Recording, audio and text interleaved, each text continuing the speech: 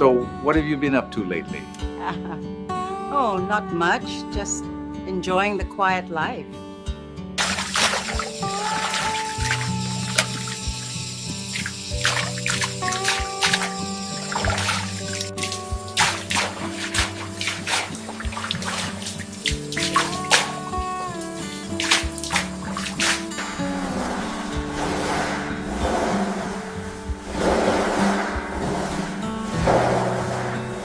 I feel like I am a very open-minded person, and I am very easy to talk to.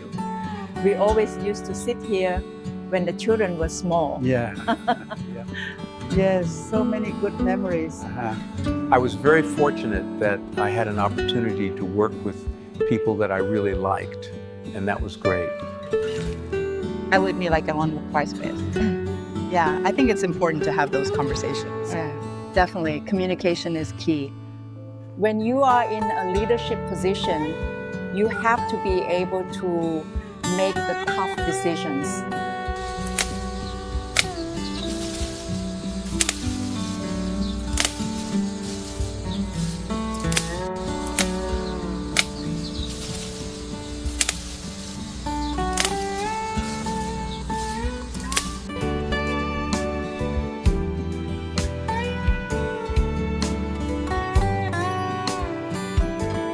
So if you're looking for something that is both stylish and comfortable, this is a great option. The afternoon sun clung stubbornly to the edges of the sky, casting a warm, golden hue over the small village. Inside a modest house, the silence was thick, heavy with words that had not yet been spoken. A man in his 30s paced restlessly across the creaking wooden floor. His name was Hieu, a man who had worked his entire life to build stability, yet carried a gnawing emptiness he could never explain.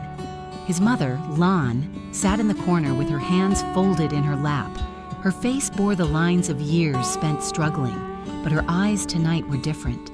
They shimmered with a mixture of fear, regret, and a strange determination that made Hieu stop in his tracks. She took a breath, her voice trembling but steady enough to cut through the quiet. "I believe I know who your real father is." The words shattered the stillness like a crack of thunder. For decades, Hieu had asked, pleaded, even begged for answers, but she had always deflected him with vague reassurances that some truths were better left buried. But now, after years of silence, she finally spoke, and the name she gave him lodged in his chest like a stone. Nhiem. A man Hieu had never met, a name that carried no warmth, only the weight of an unknown history. He stared at her, his heart pounding. "Why now?" he asked, his voice low, almost broken. She looked down at her hands, ashamed, and finally confessed that when she was young, she had fallen in love with a man who promised her the world. But when she discovered she was carrying Hieu, he walked away. Lan's voice shook with the effort of revealing her shame. She admitted that she had tried to confront him, but he had turned his back on her, leaving her to raise her child alone. Hieu's chest tightened, fury clashing with the ache of longing. All his life, he had wondered why his father had never been there. Now he knew, but knowing only deepened the wound. He clenched his fists until his knuckles whitened. "So he knew I existed, and he still abandoned us?" His mother nodded helplessly, tears sliding down her face. He wanted to hate this man, but a part of him burned with the desperate need to see him, to know if the blood running through his veins was truly his. The revelation poisoned his thoughts in the days that followed. He could not work without losing focus, could not sleep without imagining the face of a man he had never seen. His wife, Mai, noticed the storm building inside him. She was a woman of patience, with quiet strength, but even she struggled to reach him when his silence grew unbearable. One evening, she sat beside him, her hand gently brushing his arm. "If you must know, then we will find out. We will not live in the dark." Her words pierced his torment, and though he could not answer, he gripped her hand tightly, as if drawing strength from her touch. Mai, determined to help him, decided to take matters into her own hands. She knew the man called Nhiem still lived nearby, proud and aloof, unwilling to acknowledge the whispers that surrounded him. One day, she waited until the house was quiet, until no eyes were on her. With steady hands, she retrieved his toothbrush and a few strands of hair from his comb. She returned home with the items wrapped carefully in a plastic bag, holding them as though they were sacred. Hieu stared at them, a mixture of awe and dread etched across his face. "This is it," he whispered. "This could tell us everything." Mai nodded, her eyes fierce with determination. "We will not let lies control us any longer." But while the samples gave them hope, they also brought fear. At night, Hieu lay awake, the bag resting on the table beside him, the shadows of the room pressing in like accusations. If the test confirmed Nhiem was his father, would the man accept him, or would he deny him again, this time with no chance for reconciliation? And if the test proved otherwise, would everything his mother believed collapse into dust? He turned endlessly in bed, haunted by questions that offered no peace. Lan, too, was drowning in regret. Not only had she kept this secret for so long, but she had committed other mistakes she now longed to undo.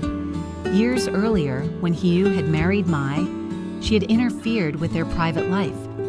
Fearing the burden of another child, she had given Mai herbal remedies to prevent pregnancy, all without her knowledge. She had believed she was protecting her family, but now she could not escape the guilt. She saw the way Hieu and Mai longed for children of their own, the pain in Mai's eyes when she spoke of it, and she realized how deeply she had wronged them. One evening, as rain pattered softly on the roof, she approached Mai with trembling hands. "I need to tell you the truth," she said, her voice breaking. She confessed everything, every selfish act, every misguided choice. Tears streamed down her face as she begged for forgiveness. Mai sat frozen in shock, the words cutting her deeply. Yet after a long silence, she reached out and clasped Lan's hands. "Mother, you hurt us. Yes, but you are trying to change. I see it in your eyes. We cannot undo the past, but we can build a better future." Lan collapsed into sobs, overwhelmed by the mercy in her daughter-in-law's voice. For the first time in years, a fragile thread of hope wrapped around her weary heart. But outside their home, whispers began to spread. Neighbors had noticed Mai's unusual visits, the tension in Hieu's eyes, the secrecy in their movements. In small villages, secrets were never safe. Rumors twisted into sharp words, spoken behind closed doors but carried swiftly to their ears. Some called Hieu the son of no one. Others mocked that his blood was tainted, that he was chasing shadows of a man who never wanted him. Each whisper was a dagger, and though Hieu tried to walk with his head held high, he felt each wound as keenly as if it had been carved into his skin. Still, the determination in him grew. He could no longer live under the shadow of uncertainty. His entire life had been shaped by the absence of a father, by the quiet sorrow in his mother's eyes, by the empty space at the dinner table where a man should have sat. Now he had a chance to confront the truth, whatever it might be. At night, he stared at the ceiling, imagining the confrontation. Would Nhiem look at him with recognition? Would he see himself in the man's face? Or would he see only rejection, cold and final? Lan prayed silently each night, torn between hope and dread. If the test proved her right, then her son might gain the recognition he had always deserved, but also the pain of being denied again. If the test proved her wrong, then everything she believed about her youth, everything she had told herself about love and betrayal, would unravel. Either way, the truth was approaching, heavy and unstoppable. And so the days passed with unbearable slowness. The bag containing the toothbrush and hair sat like a silent judge on the table, daring them to take the next step. Hieu touched it once, his hand trembling, before pulling away as though it might burn him. Mai urged him forward, her eyes filled with unshakable resolve. Whatever comes, We will face it together. The cicadas sang outside, their shrill chorus filling the night. Hieu sat in silence, his heart pounding with anticipation, fear, and something else, an almost unbearable hope. He whispered into the darkness, as if to prepare himself for the storm that was coming. Whatever the result, I must be ready. The days after they secured the toothbrush and strands of hair stretched like years. Every morning, Hieu awoke with the same weight pressing on his chest, the unbearable suspense of waiting for an answer that could alter everything he thought he knew about himself. His mother moved around the house quietly, often lost in thought, sometimes standing outside in the yard for long minutes staring at nothing. The truth had been hidden for so long, and now that they were so close to uncovering it, she seemed almost afraid of the very thing she had once demanded. Mai, on the other hand, was firm and resolute. She reminded Hieu constantly that courage meant not only facing success, but also surviving disappointment. One evening, as they prepared to deliver the samples to Bao, the family doctor they trusted, tension boiled over. Hieu's voice trembled with anger and fear. He accused his mother of keeping him in darkness all his life, of denying him the chance to know who he truly was.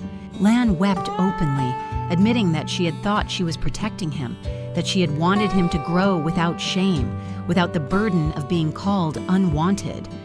He turned away, unable to look at her, and Mai had to step between them, her voice steady and strong. Enough. This will destroy us if we let it. We cannot change the past, but we can decide how we face the truth now. The room fell into silence, heavy with unshed words. The next day, they visited Bao.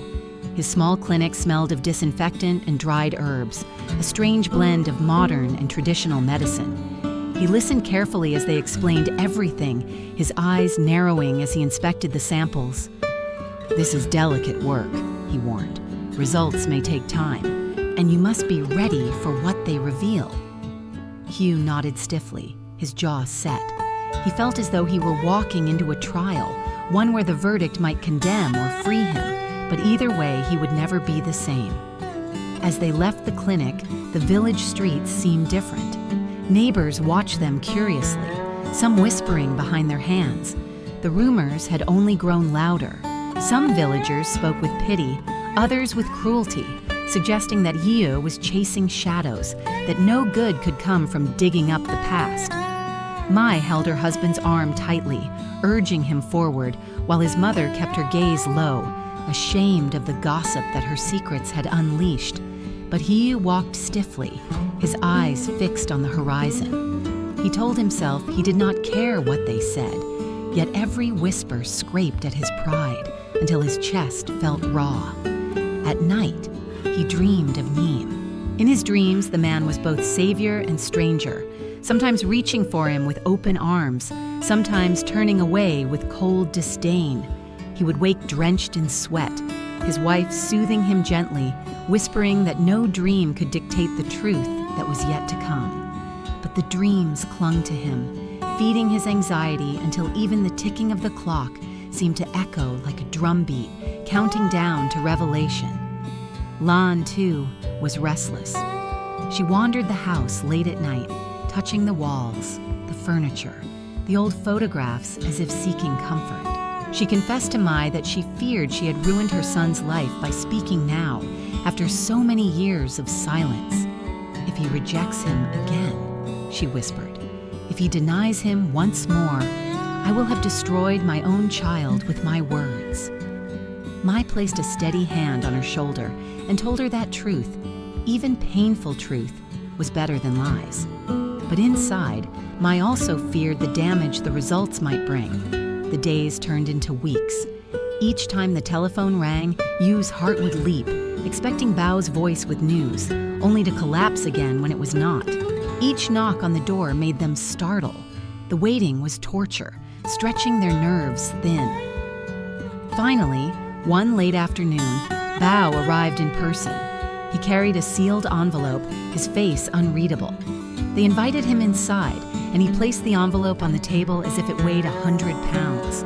"The results are here," he said quietly. No one moved at first. The envelope lay untouched, an object of fear and hope. Hieu's hands shook as he reached for it, but then he pulled back, unable to breathe. His mother urged him, her voice trembling, but still he hesitated. It was Mai who finally tore the seal and unfolded the paper. Her eyes scanned the words, her face paling, and then she looked up at both of them. "It is a match," she said softly. "Nhiem is your biological father." The room spun. Hieu felt the floor sway beneath him, the truth crashing into him with all the force of a tidal wave. His chest ached, his breath came shallow. For years he had wondered, and now the answer was here, undeniable, printed in black and white. His mother sobbed, half in relief, half in anguish, while he stood frozen, unsure whether to scream in anger or laugh in triumph. Mai's hand slipped into his, grounding him, reminding him that he was not alone. But the revelation did not bring peace. It brought new torment. If Nhiem was truly his father, then why had he abandoned them? Why had he refused to acknowledge him? And what would happen now if he confronted him with the proof? Would the man relent, or would he tear the paper to shreds and turn his back once more? The questions spiraled through his mind until he felt suffocated. Lan tried to console him. She spoke of her youth, of the mistakes she had made, of the fear that had driven Nhiem away. But her explanations sounded hollow in the face of cold facts. Hieu felt betrayed not only by the man who had abandoned him, but also by the years of silence from his mother. He lashed out, shouting words he regretted even as they left his mouth. "You let me grow up with no father, with no truth, and now you expect me to be grateful for this."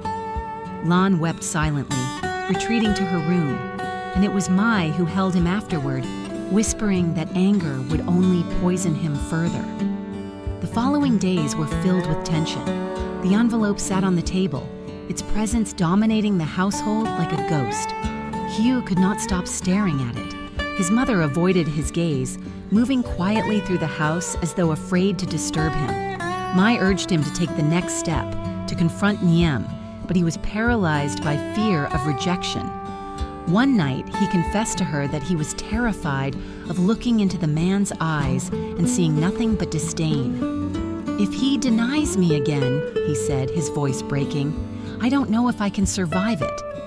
Mai held him tightly, telling him that even if Nhiem rejected him, he was not worthless. He was not alone because she and his mother loved him. But he shook his head, unable to believe. In his heart, he knew he needed recognition, not for pride, but for the aching wound that had bled inside him since childhood. Without it, he felt incomplete, and so the decision loomed over them, inevitable and heavy. They had the proof, undeniable and scientific, but the confrontation still awaited. Hieu stood often at the doorway, staring into the distance where Nhiem's house stood beyond the fields, as if daring himself to take the walk. The whispers in the village grew louder, some mocking, some sympathetic, all of them feeding the storm inside him. Finally, late one evening, he turned to Mai and said in a voice that shook with both fear and determination, "I must face him tomorrow." The night before he planned to confront the man who had haunted his entire existence, Hieu barely slept. His body lay still beside Mai, but his mind ran wild.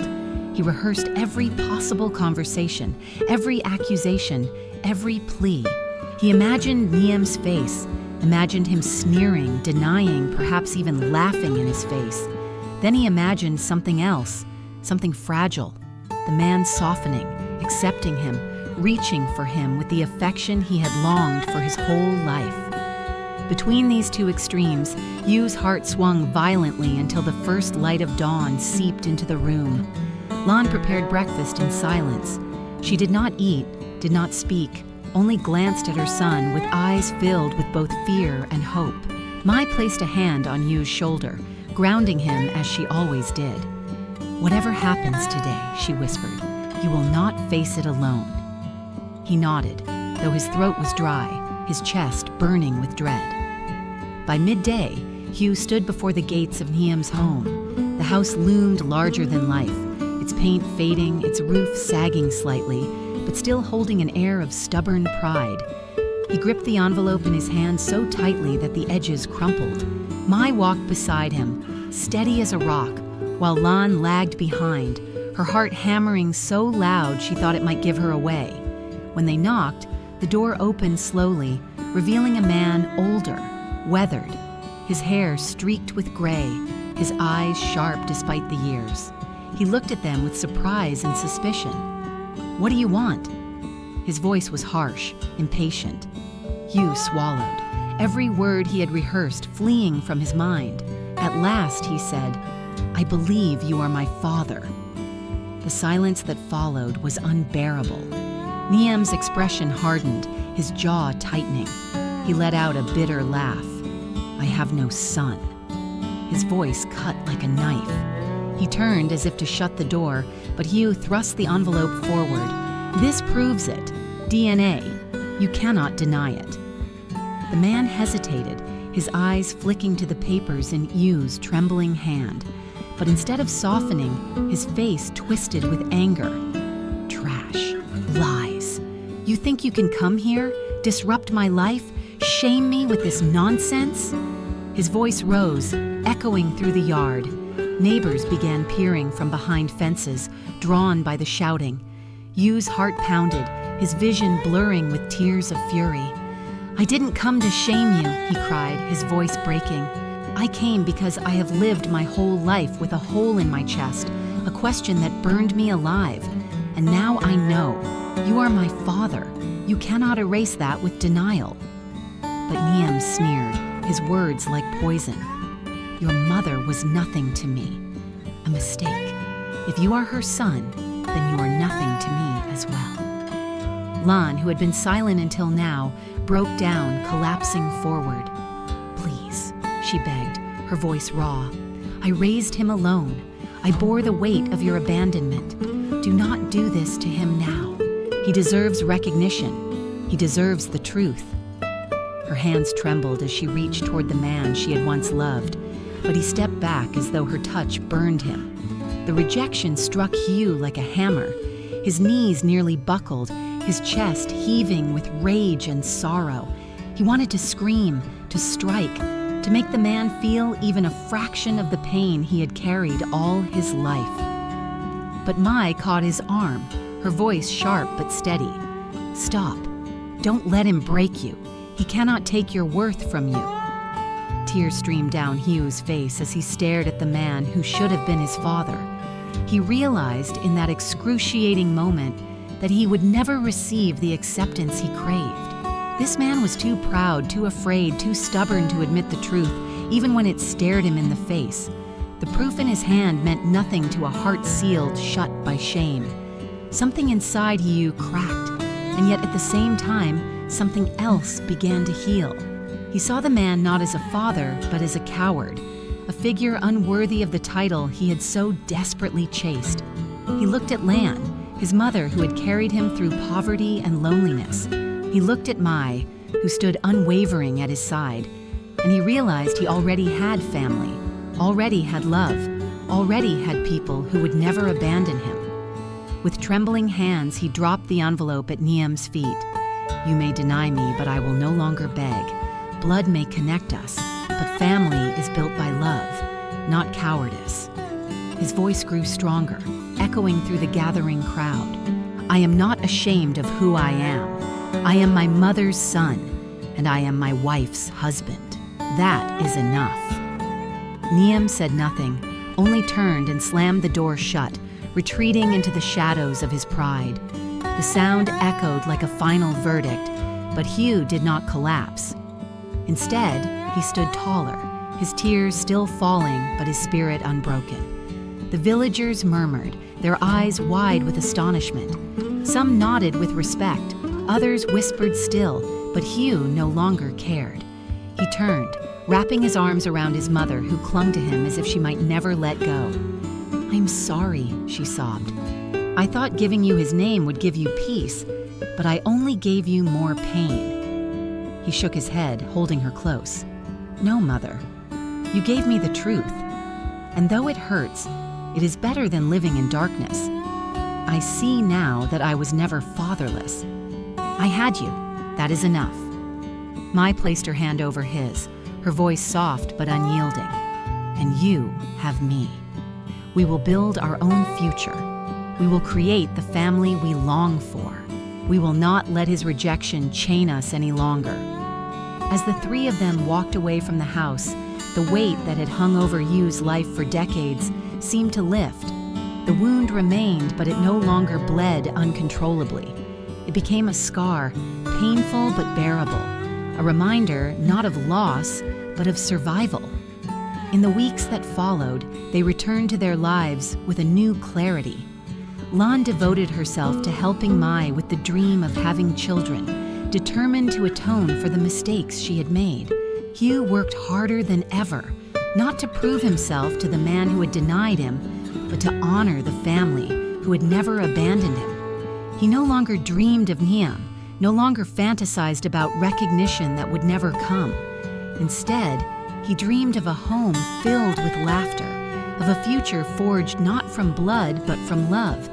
And one evening, as the sun set and the cicadas sang, he held Mai's hand and whispered, I thought I needed him to complete me, but I see now I was always whole, because I have you, because I have her, because I have the truth. Mai smiled, tears shimmering in her eyes, and that truth will carry us forward.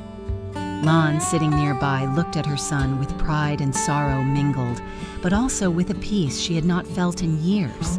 For she knew now that while blood may tie people together, it is love, forgiveness, and courage that make a true family. And though the shadow of Nhiem's rejection would always linger, it no longer ruled their lives.